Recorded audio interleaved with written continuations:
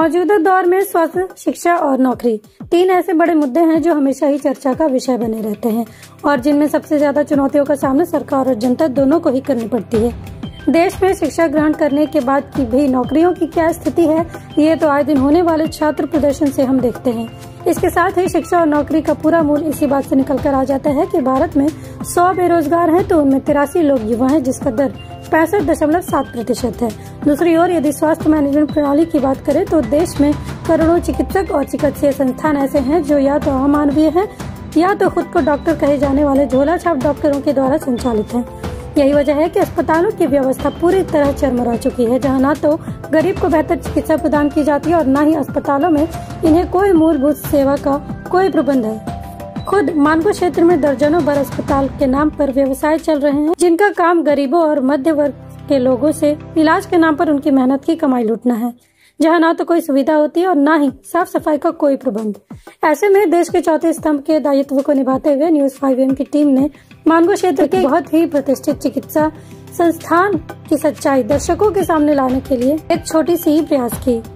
अपने स्क्रीन पर आप ये जो इमारत देख रहे हैं, ये मानगो क्षेत्र का बहुप्रतिष्ठित अस्पताल है, दया हॉस्पिटल एंड रिसर्च सेंटर। जो नाम से तो दया है, मगर देखना होगा क्या सचमुच गरीबों के इलाज पर ये कोई दया दिखाता है या नहीं। यहाँ कोई सुविधा है, साफ सफाई की व्यवस्था है, बेड, ओपीडी, इमरजेंसी, फार्मेसी और अन्य मूलभूत सेवाओं की क्या स्थिति है। तो चलते हैं अस्पताल के अंदर और जानते हैं क्या है यहाँ का प्रबंधन और बाकी सुविधाओं की व्यवस्था। जानकारी के लिए बता दें कि दया हॉस्पिटल एंड रिसर्च सेंटर के संचालक है मुमताज अहमद। मुमताज अहमद मानगो व आसपास के क्षेत्र में काफी प्रतिष्ठित नाम रखते हैं और इनको समाज सेवी, मददगार और गरीबों का ख्याल रखने वालों के रूप में लोग पहचानते हैं। मगर सच्चाई क्या है, ये भी आज पता चल जाएगी।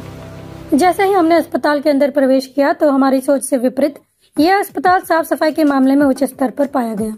हर जगह साफ सफाई का बहुत ही ख्याल रखा गया और सब कुछ बहुत प्रबंधित तरीके से चलाया जा रहा है। इस बीच हमें मुमताज अहमद भी नजर आ गए, तो हमने साफ सफाई के इंतजाम के बारे में इनसे ही जानने का प्रयास किया। सुनिए इन्हें। सफाई तो मेरा प्रायोरिटी बेसिस पे है। सफाई तो हॉस्पिटल में बहुत जरूरी है। तो इस्लाम में भी जो है भाई सफाई आधा ईमान है। कोशिश करते हैं पूरी तरह से अमल करें। करीब 8 जो है कर्मचारी है जो 24 आवर जो है पोछा और ये सारी चीजें। अस्पताल में बाकी सुविधाओं की बात करें तो फार्मेसी की सुविधा तो उपलब्ध है, मगर गरीबों को इससे कितना लाभ पहुंचता है ये पता करना जरूरी था। तो हमने यहाँ के मरीजों से जाना कि फार्मेसी और दवाइयों के मामले में भी गरीब को नियमित दर से छूट और मुफ्त दोनों की सुविधा उपलब्ध है। इस बारे में संचालक मुमताज अहमद ने बताया कि गरीबों के इलाज का क्या मकसद और क्या प्रक्रिया है। कम खर्च में बेहतर इलाज। इलाज बहुत महंगा हो गया आज की डेट में। अपने तरफ से जितना पॉसिबल हो सके गरीबों को फायदा पहुंचाया जाए। जो जितना गरीब है वो हम लोग इंक्वायरी करते हैं, देखते हैं, हम लोग डिस्काउंट करते हैं। लैब में का जो टेस्ट होता है या फिर बेड चार्ज है, ये सब जो है हम लोग उसको छोड़ देते हैं। एक मेरी संस्था है दया सोशल वेलफेयर ट्रस्ट, उसके थ्रू वही पैसा जो है छोड़ देता है। गवर्नमेंट ने लॉन्च किया था, उस वक्त से MOU गवर्नमेंट से हमारा साइन हुआ था, जिसमें सर्जरी और ऑर्थो का केस वो फ्री ऑफ कॉस्ट जो है, उसमें कोई पैसा नहीं लगता है। जो बात छूट और मुफ्त इलाज की बात हुई तो उन्होंने बताया कि यहाँ धार्मिक संस्थान के प्रमुख के लिए विशेष सुविधा है, जिनमें उनके द्वारा बेड चार्ज और डॉक्टर्स चार्ज नहीं लिया जाता है। जितने भी मस्जिद के इमाम, मुअज्जिन हो गए या मदरसा के जो भी मंदिर, गुरुद्वारा, चर्च, धार्मिक जो है लोग है, बेड चार्ज हम लोग नहीं लेते हैं उसमें। और डॉक्टर से भी रिक्वेस्ट करते हैं कि वो अपना फीस ना ले। तकनीकी और आधुनिक सुविधा की जानकारी लेनी चाहिए तो देखा कि यहाँ आम और मूलभूत सुविधा तो है ही, बल्कि इस पूरे मानगो क्षेत्र में जो अति आधुनिक सुविधा होती है अल्ट्रासाउंड विद इकोसिस्टम की, वो भी यहाँ पर उपलब्ध है, जो कि क्षेत्र में आमतौर पर उपलब्ध नहीं है।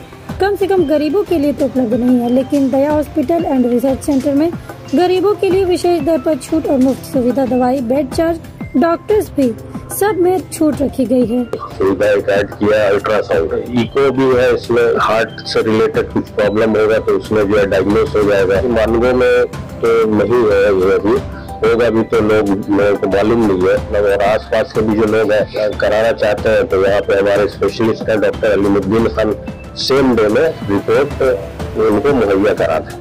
गरीब पेशेंट होगा तो उसमें जो हम लोग कोशिश करेंगे कुछ डिस्काउंट जो है किया जाए उसको। निजी अस्पतालों की मुख्य कमाई जिस वजह से चल पड़ी है वो है लोगों के प्रति जागरूकता की कमी। इसके तहत बहुत से लोगों के पास राशन कार्ड, आयुष्मान कार्ड नहीं है, जिसका पूरा फायदा इस तरह के निजी अस्पताल उठाते हैं। मगर मुमताज अहमद ने लोगों से सरकारी सुविधाओं का लाभ उठाने की सख्त अपील की। काफी लोगों के पास जो है राशन कार्ड नहीं है, आयुष्मान कार्ड बना हुआ नहीं है, तो लोगों को चाहिए भाई अपना आयुष्मान कार्ड बना ले। जो गवर्नमेंट आपको फैसिलिटी दे रही है उसको अवेल करना चाहिए। सुविधाओं की बात तो ठीक है, मगर मानगो जैसे क्षेत्र में जहाँ मुस्लिम महिलाओं की आबादी ज्यादा है, जो किसी गायनिक संबंधित मर्ज को सिर्फ इस वजह से छिपा कर रखती है कि क्षेत्र में स्त्री चिकित्सकों की कमी है, तो इस चुनौती को भी दया अस्पताल ने हराया और गायनिकोलॉजी के तमाम डिपार्टमेंट में लेडीज स्पेशलिस्ट को नियुक्त किया, जहां डॉक्टर, सर्जन से लेकर स्टाफ तक लेडीज हैं। तो पर्दे का पूरा ख्याल हम लोग रखते हैं। गायनिकोलॉजिस्ट है सब लेडीज है, और जो भी नॉर्मल डिलीवरी या सिजेरियन होता है, ऑपरेशन से होता है, तो वो सब उसमें लेडीज ही रहे, ताकि ऑकवर्ड फील ना हो पेशेंट को या जो लोग आ रहे हैं, बेपर्दगी ना हो, इसका ख्याल पूरी तरह से हम लोग रखते हैं। देश के चौथे स्तंभ के तौर पर लोगों के सामने सच्चाई लाना हमारा दायित्व है और हमने ऐसा ही किया। आप सभी ने ये देखा कि किस प्रकार दया हॉस्पिटल एंड रिसर्च सेंटर गरीबों पर दया करता है, तो अपने मुश्किल की घड़ी में इसका सहारा नहीं संकोच ले सकते हैं। फिक्र करें, हम भी करें, आप भी करें, और कोशिश ये करें कि अपनी जात से ज्यादा फायदा पहुंचे लोगों को, इंसानों को, है ना, ये नहीं कि सिर्फ मुसलमान, सब को।